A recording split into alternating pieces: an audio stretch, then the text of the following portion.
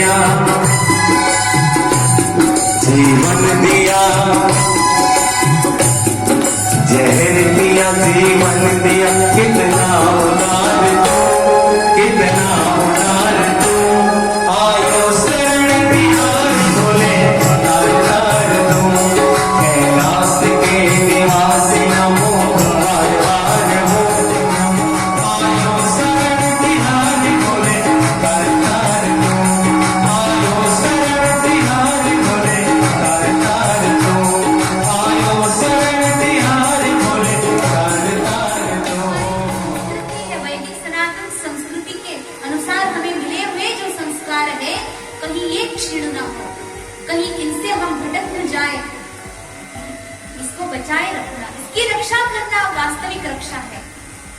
दक्ष कहते कि प्रभु आगे से ऐसी कोई बात नहीं होगी, आपकी कृपा बनी रहे नाथ, हम आपके श्री चरणों के दास हैं। ऐसा कहने के बाद भगवान उन्हें क्षमा कर देते हैं। चलिए अब जो हुआ सो हुआ, अब आगे से तो आप नहीं करेंगे ऐसा, ठीक है कोई बात नहीं।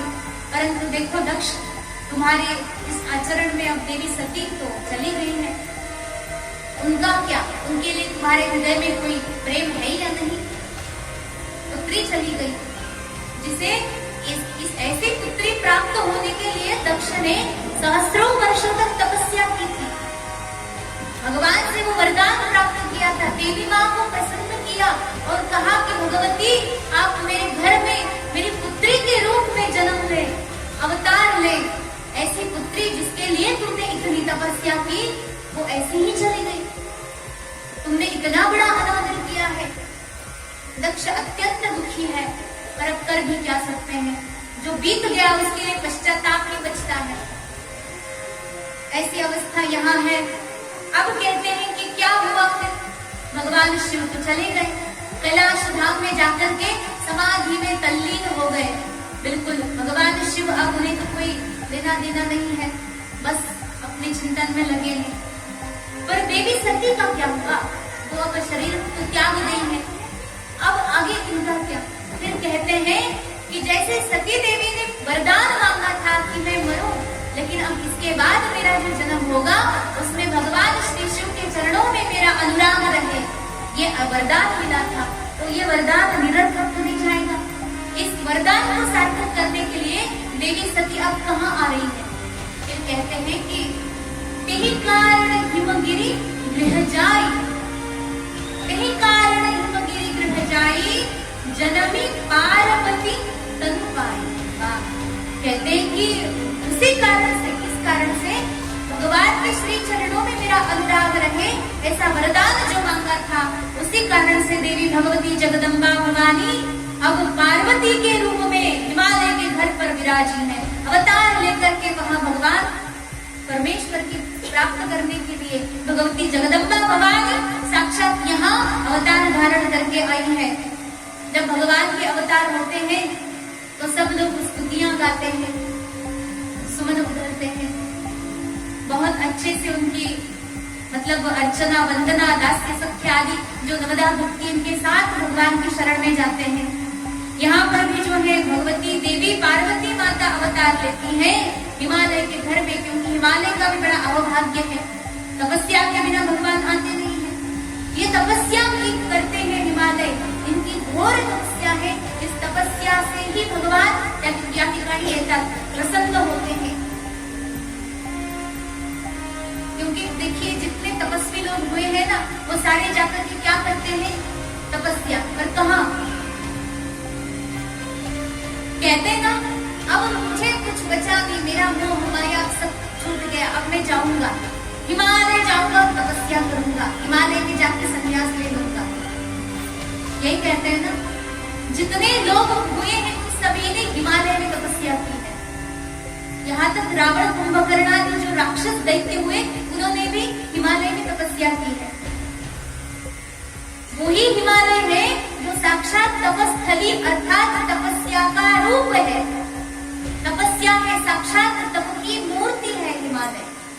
उस हिमालय की जो तपस्या है, अविचल भाव से एक ही स्थान पर डटे रहा है, उस हिमालय के घर में माता पार्वती शैलजा उमा अवतार लेती हैं और उनके अवतार के साथ ही यहाँ पर देवताएं आते हैं और उनकी बहुत दिव्य दिव्य स्तुतियां गाते हैं। यदि आप कृपा करें तो कोई हे मां ओ विनती सुन ले, ओ विनती सुन ले, लूंगा जन्म भर तेरा नाम, भोला न माने मेरा शंभू न माने, भोले को भोले को भोले को कैसे मनाऊं रे, मेरा भोला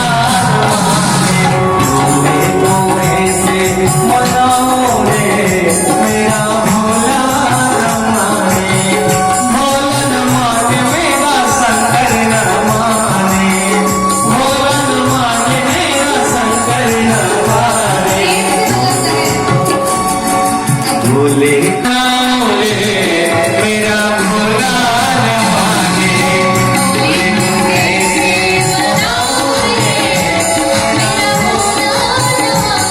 जय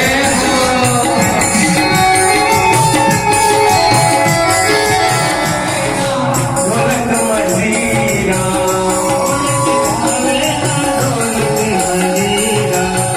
ढोल को भावे ना ढोलक मंजीरा ढोल को भावे ना ढोलक मंजीरा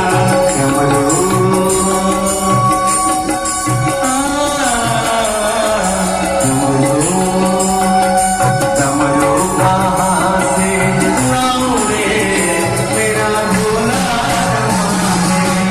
डमरू कहाँ से लाऊं रे मेरा भोला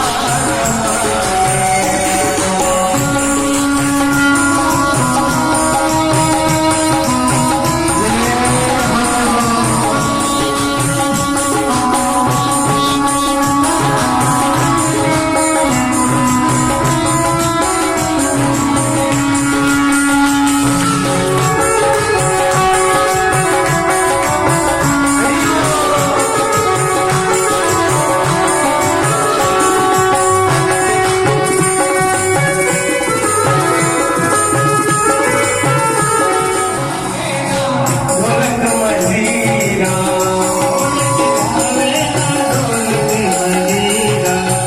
ढोल को भावे ना ढोलक मंजीरा ढोल को भावे ना ढोलक मंजीरा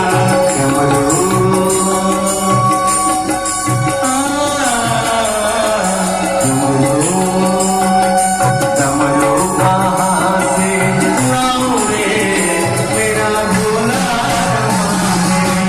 डमरू कहाँ से लाऊं रे मेरा भोला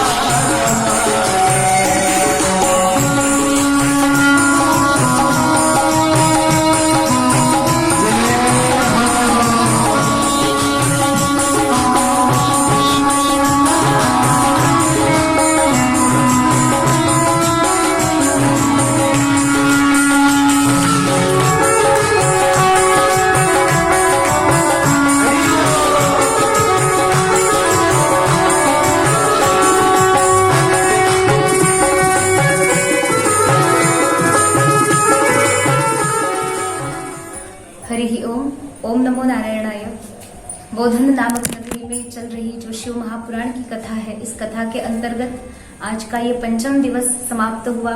इस पंचम दिवस की कथा में हम सभी ने श्रवण पान किया कि माता पार्वती ने किस प्रकार से अपने पति जो भगवान शिव है उनको प्राप्त करने के लिए तपस्या की है। तो आज यहाँ तपस्या के बाद कथा का विश्राम हुआ है, परंतु कल के जो दिन है, कल अत्यंत पवित्र और परम पवित्र भगवान श्री शंभो का माँ सती का जो रूप बनकर आई है माता पार्वती, उनके साथ विवाह होने वाला है।